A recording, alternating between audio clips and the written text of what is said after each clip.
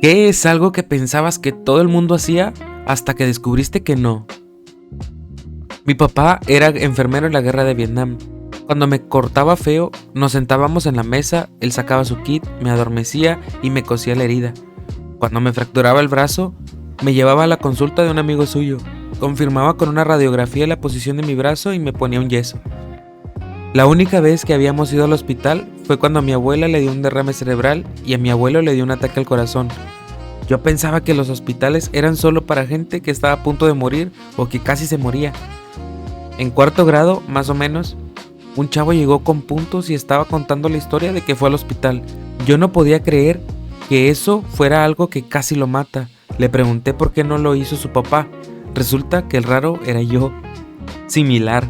Mi abuela era enfermera rural antes de casarse, así que la única vez que fui al hospital hasta los 11 años fue para despedir a familiares que estaban muriendo. La abuela solo los cosía, nos acomodaba un dedo o un dedo del pie roto, etc. Cuando me disloqué la cadera a los 11, llamaron a la ambulancia. Simplemente asumí que iba a morir. Tengo pesadillas seguido. Estábamos jugando un juego que preguntaba quién había tenido una pesadilla más recientemente. Yo dije, yo no he tenido una desde el jueves. Tenía 40 en ese momento. Me dan pesadillas vívidas cuando estoy muy estresado o acabo de ver o leer algo de miedo. No eres el único. A mí me dan usualmente unas cuantas veces al mes. Solo tengo pesadillas. Ni siquiera podría decirte cuándo fue la última vez que tuve un sueño normal. Han pasado al menos 5 años. No sueño seguido, pero cuando lo hago, es un montón de pesadillas desarticuladas que, cuando me despierto, apenas recuerdo. Y, si lo hago, son mucho menos aterradoras en el mundo real una vez que me doy cuenta de lo tontas que son. Pero el estrés ahí sigue. Literalmente no puedo ver ni leer nada remotamente que dé miedo unas horas antes de irme a dormir. O siempre tendré una pesadilla. Y ni siquiera siempre es una pesadilla sobre lo que sea que dio miedo, sino que es algún tipo de pesadilla garantizada. A veces termino quedándome despierto hasta muy tarde porque estoy viendo algo que da miedo, y luego tengo que ver algo gracioso o feliz, como por una hora, como para limpiar el paladar antes de irme a dormir. Ya estoy tan acostumbrado a ellos que ya son solo sueños. Tomar hace que sean más intensos, la mota hace que no existan. La marihuana suprime los sueños. La gente que fuma regularmente y luego deja de hacerlo, a menudo reporta sueños intensos o vívidos al dejar de fumar. Esta es la primera conversación con mi especialista de sueño. ¿Con qué frecuencia diría que tiene pesadillas? Ya sabes, la cantidad normal. Defina normal. 3 a 5 veces a la semana. La cantidad normal es ninguna. Ok. Resulta que es algo llamado síndrome de pesadillas. Difícil de diagnosticar, pero fácil de tratar. ¿Cuál es el tratamiento fácil? Tengo puras pesadillas, un montón, todas las noches, y ninguna de las medicinas, CBT, meditación, etc., han hecho nada, ninguna diferencia. El tratamiento estándar es una dosis baja de prazosin, el medicamento para la presión arterial. Uno de los efectos secundarios es que no hay pesadillas, y nadie sabe exactamente por qué hace eso. Una terapeuta también está aquí. Pesadillas ocasionales son normales, no se preocupen, gente. Los síntomas del TEPT incluyen cosas como flashbacks, desrealización, recuerdos intrusivos, disociación, no solo pesadillas. Pensé que todos veían luces borrosas y distorsionadas hasta que descubrí que tengo astigmatismo. Eso me pasó a mí. No tenía idea de que las hojas individuales de los árboles se podían ver en lugar de una gran mancha verde hasta que cumplí 30. Igual, amigo, igual. Los arbolitos de Navidad siempre han sido un desastre borroso, ni hablar de manejar de noche. Cuando me puse los lentes por primera vez y mi mamá me llevaba a casa, miré por la ventana y dije con asombro, ¡puedo ver las hojas de los árboles! Mi mamá se sintió fatal. Así es la cosa. Todavía me acuerdo el día que me puse los lentes porque no paraba de ver a través de ellos. Luego por encima, una y otra vez, fascinada de que puedo ver cada hoja de ese árbol. Esa impresión solo fue creciendo desde entonces que los usé. No tenía idea de que el mundo era tan detallado y bonito. Yo pensaba que todos veían las luces de noche como rayas largas, gracias a astigmatismo. Tener un déjà vu intenso hasta el punto de desconectarte de lo que te rodea, resulta que tengo epilepsia.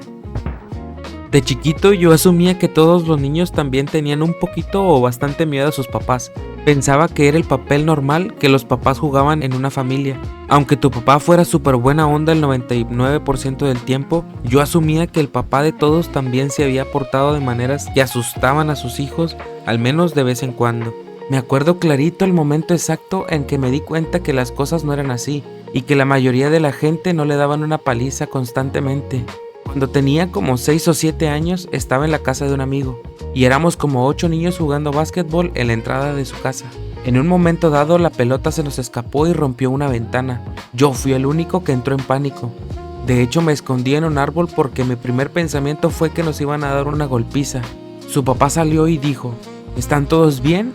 Y luego simplemente limpió el vidrio roto. 30 años después, todavía me acuerdo de estar escondido en ese árbol, esperando que alguien me diera una paliza y dándome cuenta lentamente de que no solamente no iba a hacer eso, sino que ninguno de los otros niños esperaba una paliza como yo. Estaba manejando la moto de mi mamá sin casco por la propiedad de mi tío. A nadie le importa la seguridad, ¿sabes? Fue un choque leve para la moto, pero mi brazo quedó hecho mierda. Mi prima me llevó a su casa y me curó. Intenté esconderlo para no meterme en problemas. Me preocupaba más el castigo que el dolor físico. Siempre les daba cosa a mis amigos cuando iba a sus casas y me decían, ay, ya llegó mi papá. Y yo era como, nos escondemos, nos metemos a tu cuarto y cerramos con llave. Cuando me di cuenta de que estaba asustando a la gente, tuve que reemplazar esas preguntas con una ansiedad muy silenciosa. Mierda. Como futuro padre, eso me da miedo. Soy una persona tranquila, sin problemas de ira, pero los niños son muy influenciables por sus padres. Me da miedo asustarlos. Mi papá era un padre amoroso, pero se enojaba muy rápido. Combina eso con largas horas de trabajo y el estrés normal de la familia. Eso significaba que el poco tiempo que pasábamos con él se gastaba desproporcionadamente en verlo no en su mejor momento. Cuando crecí me di cuenta de que no todas las familias eran así. Mi esposo y yo hicimos un esfuerzo consciente para no dejar que él se convirtiera en el que regañaba por defecto. Queríamos asegurarnos de que en nuestra casa siempre hubiera espacio para disfrutar el uno del otro de verdad. Otra cosa que siempre me ha puesto triste sobre la relación con mi papá es que, en algún punto del camino, el afecto físico se volvió algo raro y torpe. Solo nos abrazamos 1 o 2 veces al año. Debido a esto, ahora me he puesto a animar a mi esposo a que siempre inicie el contacto físico con nuestros hijos. Abrazos, gestos casuales y seguros, como despeinarles el pelo o darles palmaditas en la espalda a medida que crecen. Estoy convencida de que ser consciente de que estos problemas pueden ocurrir es el primer paso y el más importante para ayudarles y prevenirlos. Hablar solos. No estoy loco, carajo. Después de la universidad vivía solo y me cachaba hablando solo en voz alta todo el tiempo.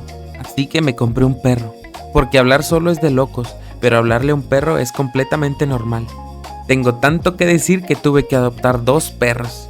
Mi gato está súper harto de que le hable. Rumiante. No tenía idea de que un humano pudiera estar relajado sin ningún pensamiento en su mente. Envidio a esa gente. Mi esposo puede tener una mente casi completamente en blanco. Yo creo que nunca he dejado de pensar en 100 cosas a la vez. Lo odio y me da envidia. Cada vez que trato de no tener pensamientos, solo tengo pensamientos sobre cómo estoy tratando de no tener pensamientos. Y eso es un ciclo que no termina. He encontrado que la terapia de flotación es realmente útil y es el único lugar donde me acerco a una mente tranquila. Nadar en la piscina me hace lo mismo. Tengo un reproductor de MP3 a prueba de agua y una vez que entro en calor, todos los pensamientos random se pausan por el tiempo que esté en la piscina y un ratito después. Una vez, un audífono se me quedó atorado en el canal auditivo. Cuando el doctor de urgencias me lo sacó, me preguntó por qué sentía que era necesario nadar con música. Yo, porque si no estaría solo con mis pensamientos por 1 hora y media. Bueno, no se trata exactamente de no tener ningún pensamiento. La ruminación es básicamente cuando tu cerebro se queda atascado en un bucle de pensamientos negativos y repite errores una y otra vez, sin arreglar nada. Solo es realmente saludable si usas ese tiempo de pensamiento para encontrar una solución y luego de verdad seguir con tu día. Es posible entrenar tu cerebro para reconocer ese patrón y salir de él. Lo que tienes en cambio es reflexión real, que te ayuda a encontrar un plan para la próxima vez. La ruminación tóxica solo te hace obsesionarte con por qué suceden las cosas malas o por qué no eres lo suficientemente bueno. Si pensar en un problema te hace sentir peor o te mantiene despierto por la noche, entonces definitivamente no es saludable porque te mantiene paralizado por el estrés. El mejor truco es cambiar físicamente tu entorno, como salir a caminar o hacer una tarea, porque obliga a tu cerebro a cambiar de marcha. Sé que suena loco, pero intenta hablar en voz alta sobre el problema y la solución mientras caminas. Los estudios demuestran que ayuda y puedo dar fe de que me ayuda a saber qué decirle a alguien si mi problema está relacionado con una relación. Simplemente no te detengas en el lado del problema. También puedes intentar escribir una preocupación para sacarla de tu cabeza o simplemente establecer un momento específico más tarde para lidiar con ella. El objetivo es interrumpir el bucle con acción en lugar de intentar salir de él pensando. Yo pensé que tocarse el ombligo por dentro era doloroso para todos. Aparentemente, como que a la mitad de la gente le da igual. A mí me parece súper desagradable y me hace arder la vejiga. La razón de esto es que cuando tú y todos los demás eran un feto, tu ombligo estaba conectado a tu vejiga por un tubo llamado uraco. Después del nacimiento, ese tubo se cierra y se convierte en tejido conectivo. La conexión ya no es un tubo funcional, pero tu ombligo y tu vejiga todavía están conectados por ese ligamento. El nervio vago tiene muchas ramificaciones cerca de tu ombligo, así que también podría ser algo así. Tocar el interior de tu ombligo sobreestimula ese nervio. Ok. Acabo de meterme el dedo en el ombligo por primera vez en mi vida y ahora quiero vomitar. Eso no se sintió nada bien. Acabas de hacer que cientos, si no miles de personas de todo el mundo se toquen el ombligo. ¡Bravo! Escuchas como una voz de narrador cuando lees. Mi hermana lee rápido y le pregunté que si no lo molestaba escuchar la voz leyendo tan rápido. Y me dijo, ¿qué voz? A mí también me pasa, pero no logro identificar de quién es la voz. Pero definitivamente escucho una voz. La escucho bien clarito cuando me imagino con la voz de un actor o como un personaje. Pero la mayoría del tiempo es solo la misma voz genérica, sin nombre, que escucho en mi cabeza desde siempre. Leo rápido, pero definitivamente escucho una voz en mi cabeza. Hasta narra mientras escribo los comentarios. Se llama subvocalización y así es como la mayoría les enseñan a leer. No es incorrecto, pero mucha gente, incluyéndome a mí, encuentra que si te entrenas para dejarlo, puedes leer mucho más rápido. Y lo que es más, libera todo ese espacio en tu cabeza que se usaba para repetir las palabras de la página y ahora, cuando leo, es como si mi mente usara ese espacio para crear imágenes más vívidas de lo que estoy leyendo. Es como ver mi propia película que se crea espontáneamente, mientras mis ojos escanean las palabras sin repetirlas en mi cabeza. Toma un tiempo acostumbrarse y es más difícil cuando más denso sea el material. Interesante. Siempre pensé que a la gente no le gustaba leer porque no tenían una voz interna, aunque más o menos entiendo, pero no del todo. Veo cosas con subtítulos porque puedo echarles un vistazo y prácticamente saber en el instante lo que dice, así que no estoy solo leyendo una palabra a la vez, pero aún así escucho la voz en mi cabeza. No entiendo cómo la gente puede tener pensamientos o leer pero no escuchar ninguna voz. Tuve una buena infancia. Pensaba que todo el mundo había tenido una infancia genial como la mía, y luego creces. Entonces conoces gente y te das cuenta de que muchísimos tuvieron infancias horribles, llenas de traumas. Me dejó un poco en shock, la verdad, cuando empecé a darme cuenta de esta realidad siendo preadolescente. Estaba en un campamento de liderazgo en la secundaria y tenían esta actividad casi al final del campamento donde todos tenían que elegir a una persona viva o muerta con la que quisieran hablar. Yo elegí a un autor de cómics que me gustaba mucho en ese momento. Ya casi era mi turno. Literalmente, todas las demás personas habían elegido a un familiar muerto, un padre distanciado o alguna persona traumática con la que querían hablar. Yo tuve una infancia feliz y no conocía a nadie que amara que hubiera muerto, que hubiera ido o algo así. Cuando empezaron, toda esta gente estaba llorando, contando sus historias. Intenté pensar en algo que podía compartir, pero no tenía ningún trauma ni nada que contar. Después de que toda esta gente estuvo llorando, tuve que contarles a todos sobre Calvin and Hobbes y lo genial que sería conocer a Bill Watterson. Siempre fui la única persona cuyos padres siguen juntos y de verdad se caen bien. Conforme fui creciendo, me di cuenta de que esto era bastante raro. La mayoría de los papás de mis amigos estaban divorciados, eran padres solteros o se detestaban si seguían juntos. A los 14 me peleé con mi mejor amiga cuando dijo que el matrimonio era para toda la vida. Literalmente, Nunca había escuchado eso antes. Yo pensaba que el divorcio era parte del plan desde el principio. Como mujer, yo pensaba que todas las mujeres pensaban que otras mujeres estaban buenas. Nel, resulta que nomás era gay. Así es como descubrí que mi mamá es, como mínimo, bi. Intenté salir del closet con ella cuando era más joven y me dijo algo como: no, no lo eres. Todas las mujeres se sienten atraídas por otras mujeres. Por eso nos vestimos bien y nos maquillamos, para que otras mujeres nos miren. ¿Crees que hacemos esto por los hombres? De alguna manera está convencida de que es heterosexual. De verdad pensé que a todo el mundo le gustaban las tetas porque son objetivamente geniales. Nel, lesbiana. Como mujer, el orgasmo. ¿En serio? ¿Ni siquiera por tu cuenta? Me dan mucha pena. Soy mujer. Aparentemente es mucho más común de lo que me imaginaba. Creo que hasta hablar de sexo es incómodo para algunas personas, así que no es el tipo de información que se discute mucho, pero en mis 30s, la mayoría de las mujeres que conocía nunca habían tenido un orgasmo, o era muy raro, y nunca con una pareja. Estornudar por el sol o la luz brillante repentina. Mi mamá también hace eso, así que pensé que era normal. Un día le mencioné a mi pareja: oye, ¿sabes?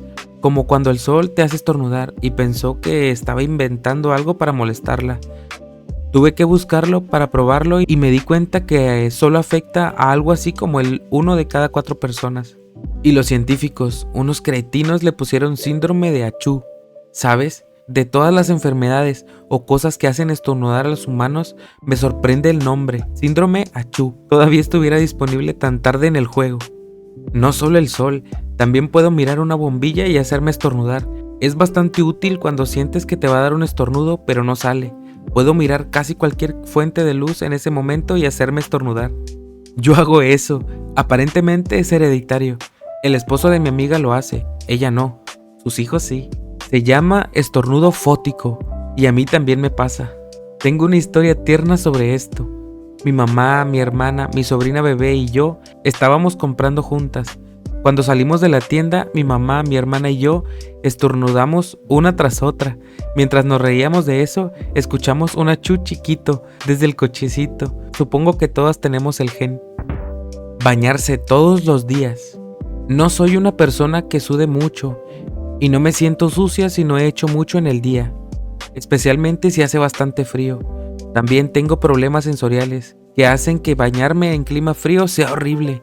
Intento bañarme un mínimo de cada 2 o 3 días en invierno, además de cualquier día que haya hecho algo que me haya hecho sudar o estar visiblemente sucio. Cuando el clima se pone más caliente, me ducho todos los días. Me baño todos los días y me lavo el pelo cada 2 o 3 días. Amo bañarme. A veces me meto a la ducha solo porque quiero, pero no me baño por mucho tiempo, así que supongo que se compensa. Lo hacía cuando trabajaba con el público todos los días. Ahora que estoy jubilado, no tanto. Bueno, acá sí. Acá en Brasil es ley que mucha gente se baña 2 veces al día, dependiendo de qué tan caliente esté. Jesús. Cuando me mudé a Europa, el olor del transporte público y de los gimnasios a veces era insoportable. Todavía no me acostumbro del todo. Espero que te haya gustado. Suscríbete para no perderte la próxima historia y deja tu opinión en los comentarios.